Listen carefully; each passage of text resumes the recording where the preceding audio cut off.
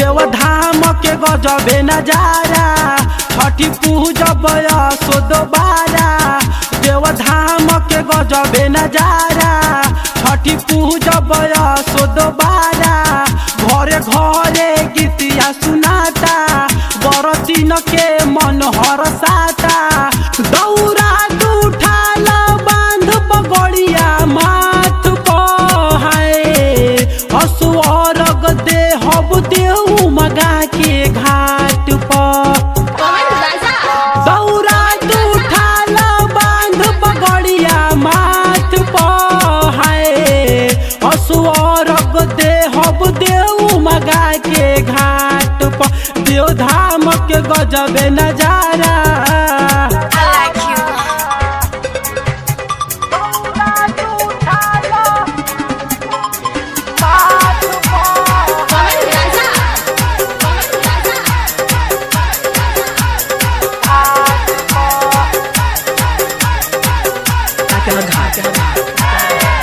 नारियल फूल उखिया से दौरा सजाए ले हब हो।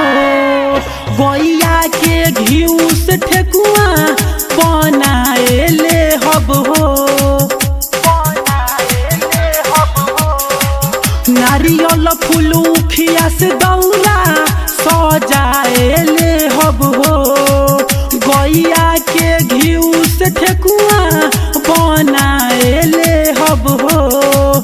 छठी माई के देह बरगिया तब हरि है दुख दरदिया।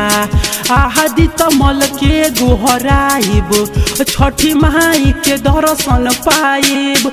फिर पंडित जी के दान देहब हम हाथ पर। असुअरग देहब देऊ मगा के घाट पर। देवधाम के गजबे नजारा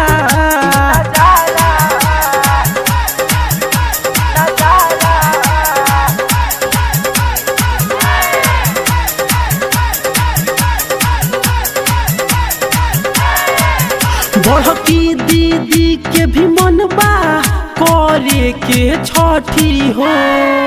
जनी कर तू कौन जूसी ना होई घाटी हो। बड़की दीदी के भी मन बा करे के छठी हो। जनी कर तू कौन जूसी ना होई घाटी हो। छठी माई के महिमा भारी भिख मांग बयचरा पसारी। मैया जी जब खुश होई है अंगना में गुंजी तिलकारी। हाथ रखी हो छठी माई सुभाष के माथ पर। असुअरग देहब देऊ मगा के घाट पर। देवधाम के गजबे नजारा